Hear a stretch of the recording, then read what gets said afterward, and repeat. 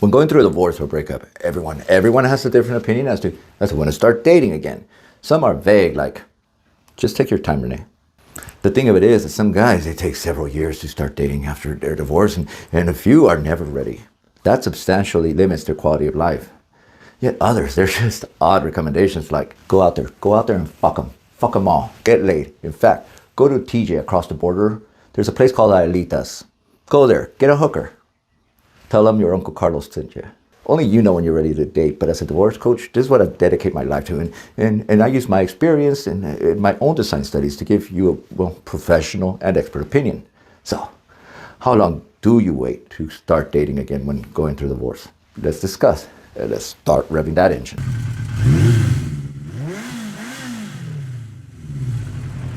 Hello everyone, I'm Rene Garcia, and as a divorce coach for men, I've worked with now thousands of guys and helping them get their balls back after a divorce or a breakup. And because, well, no girl, not a single girl, no matter how hot a piece of ass she is, no girl deserves your balls. No one does. They're yours and they're fabulous. Here at the Renaissance Man channel, we address men and divorce issues, and of course, dating post-divorce, well, it's one of them. I mean, you can't just sit there on your own and not date, even if it's either for companionship or for the nappy dugout. We're humans, be it male or female, we got needs. As I was preparing for this video, I was researching what other professionals had to say about dating in a post-divorce world. And, well, the common theme was to wait, to give it at least a year. That's a year after the divorce gets finalized. That's some kind of bubble that they're living in because, well, that's just not realistic, not happening. You're way too beautiful not to date. If they tell you to wait, ask them based on what kind of evidence, because it sounds to me like you're paying them for their opinion, and one that's probably tied to their own code of morality. Waiting a year after the divorce means that if you're in a state like California, where the average time from filing to divorce is 15 months, they advocate waiting over 2 years now. That's before dating again. That's dangerous because, well, you can cause some serious damage in your growth and development and leading to depression. And I'm not exaggerating when I say that that's not only leading to stagnation, but it could even go to porn addiction. So if you're 38 years young, like the average age of a newly divorced guy, you don't want to be 40 by the time that you're back in the dating scene. That's just too long a wait. And the difference between 38 and 40 in the dating market is way different than 36 and 38. Having a 4 in front of your age makes a big difference. It comes with some psychological barriers to meet somebody. And often, many of these dating apps, 40 would be the cutoff point for a girl's search. Thereby, well, you'll get passed up altogether. Your options just get limited. Waiting 1 year is just not realistic. It's not even healthy. It slows down your progress. And I'm not just saying this because it's my opinion, but rather I have the data to back it up. You know, as I coach clients from the start, the very first part of the coaching that I do is, well, here we go. Watch this. Be you. What I mean by that is be really you, be raw. I want to see the animal. I don't want to see Mr. Polite. Okay? I want you to be raw. You have my permission to do whatever the fuck. And I'm going to ask you a lot of questions about you, and I just want to learn about you, who the heck you are, right? Most guys, they start our one-on-ones way too formal. They're reserved. They either start the meeting as though they were interviewing for a promotion or as though they need to explain themselves. They're apologetic. Now, this says to me that they want to live by their rules, but they've never given themselves that permission to. They're so programmed, so ingrained in society that you can't trust a coach, and a divorce coach for that matter, and a divorce coach for men. I mean, I've heard it all. Yeah, fucking hookers in TJ. Yes, I've heard that. Divorce began when she walked away, not when the papers get signed. I get the concept of being conflicted in this mess, and I get it, and I personally go through that too, but you haven't had that part of the closure, and that's what's going on. You're still hoping that she returns, and there's no closure there, so you go conflicted, feeling that well, should you dare to smile or laugh, you wish that she could see it or share it with her, but you have to know that this was her decision. You know when it's time to leave? It's not when she's disrespecting you. It's time to leave when she shows no respect for you, when she lost that respect. Then you've lost it. And that's when you have to move on, because the line, it's been drawn. The ship sailed. The dream is gone. Some guys go for years fighting a brain-dead marriage, fighting for something that no longer exists. It reminds me of the last Japanese soldier to surrender in World War II. The war It ended in 1945, but Lieutenant Hiro Onoda, despite being told of the surrender nearly 30 years after the Japanese gave their unconditional surrender, like many, he just couldn't comprehend his reality. It was all too surreal for him. For your sake and sanity, you gotta pick yourself up. You gotta dust yourself off here. And even if she left a mess, you still have to pick it up at least one more time because, well, this is your life we're talking about. When did a date, well, it's putting you in limbo. And let's face it, as we got into a relationship, most of us, we walked out. We walked out of our social circle. It was our decision. They didn't leave us.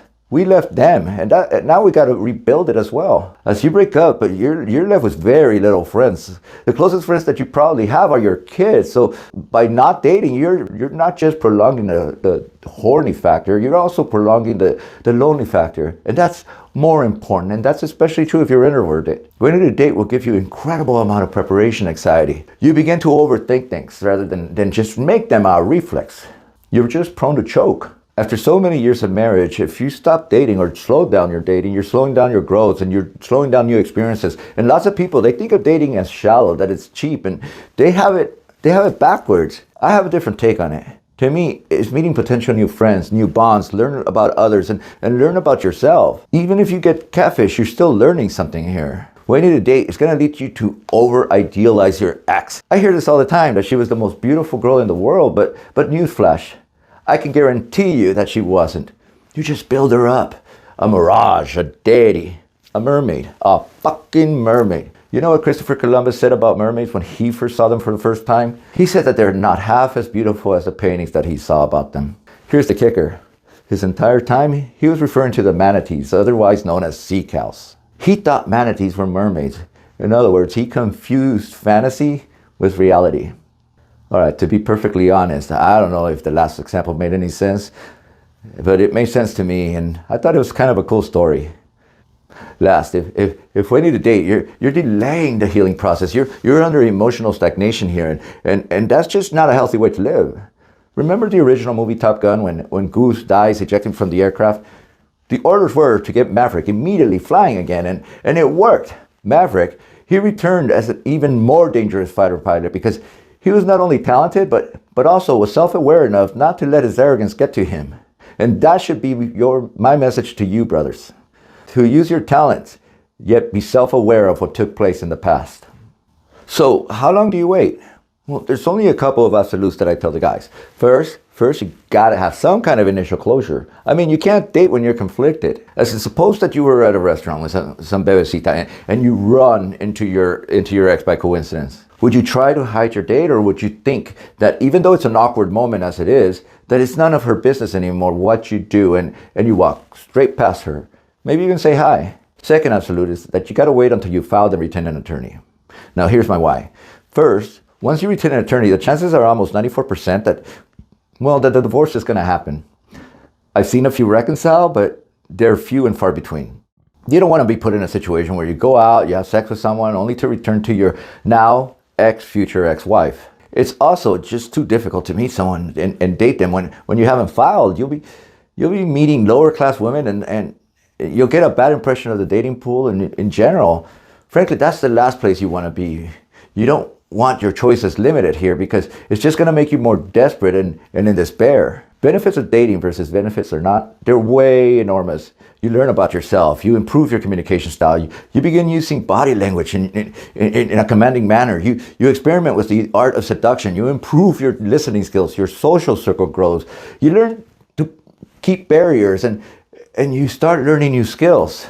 Dating someone with the sole purpose of meeting for a future long-term relationship, I don't care your age, but that's still a huge red flag from you and from her, because you're gonna miss some real big red flags.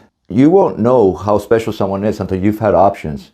And that comes from both professional and very personal experiences. Know that history will repeat itself. You'll find yourself in a second divorce wondering where you went wrong. And I'll tell you where. You did nothing, not a goddamn thing, to make sure that you didn't repeat the same mistakes of your past. Those mistakes, they don't forgive. They'll haunt you and haunt you and haunt you until you decide that maybe, just maybe, it's you that needs to change all along. Both waiting for over a year and dating for the sole purpose of marriage without getting out there and actually enjoying the process of meeting new people is a recipe for your second biggest mistake of your life. So, what's the data look like? I have one of the fastest men's divorce support group on Facebook where I have an ongoing quality of life study. You could join it if you want. The link is in the comment section underneath. In the study of 500 participants, I took the men's quality of life depending on how long they've been single and whether they were dating or not. For instance, one would think that men with the lowest quality of life would be those that were newly separated from 0 to 3 months. And for the most part, that is correct. They scored a quality of life of 54 points. For your reference, I'm using the men that have been separated for 2 years as the control group.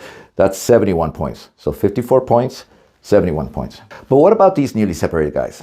Is there a difference in the quality of life if they dated versus if they didn't? Turns out that if they date, the quality of life goes up from 54 to 66, and that's enough to make it clinically relevant. But if they don't, then that's a different story because, well, it goes in the opposite direction with 52 points. All right, so why is that? Why does their quality of life go up if they try to date? It's not because they're shallow assholes who just want the nappy dugout. That's not why. It's way more complicated than that. It's because of the distraction factor, that there's a light at the end of the tunnel factor, the dare to dream factor, the social factor. They're not the piece of shit that ex told them they were factor. A whole bunch of factors. Take a look at the dating distribution for guys who've been separated for over a year. In other words, how long does the average guy take to begin dating? Nearly a third of the guys, or 30% of them, they begin dating within the first 0 to 3 months of the split.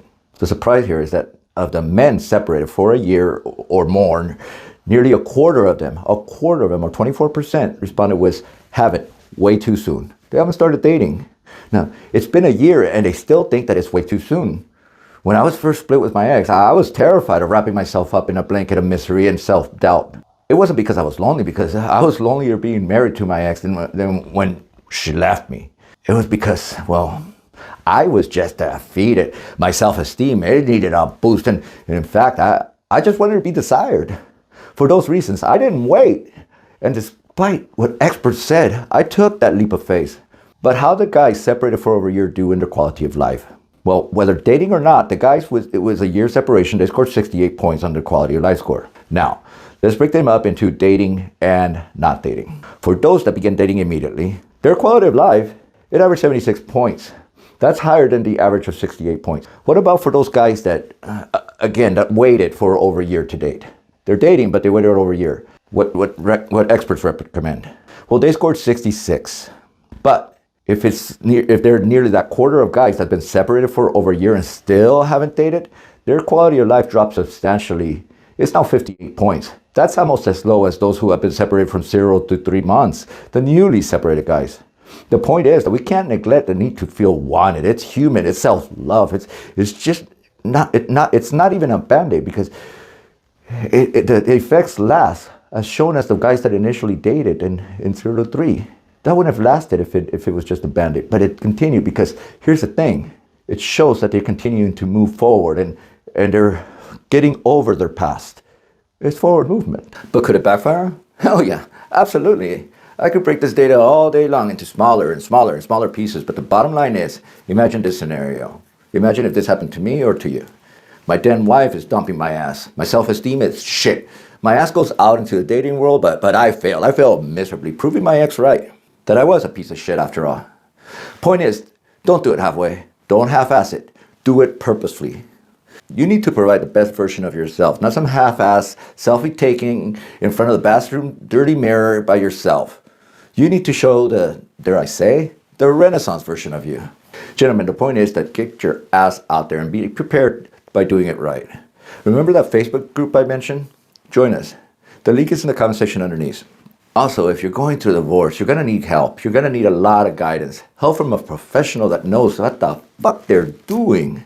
In the same study, here's the quality of life of all the men that are not in my coaching program, those that are not. They scored an overall 59, regardless of how long they've been separated, dating, whatever. Now look at the quality of life of the men that are in my coaching program, Medical. These guys, they scored 81 after only 3 to 6 months of joining the team. I can't make this shit up. It's better than therapy. It's progress. So join us and make a one-on-one. And I get the results. The link is in the comment section underneath. But make it now, like right now, before your ass gets up and goes to the next video. Make it. Thank you very much.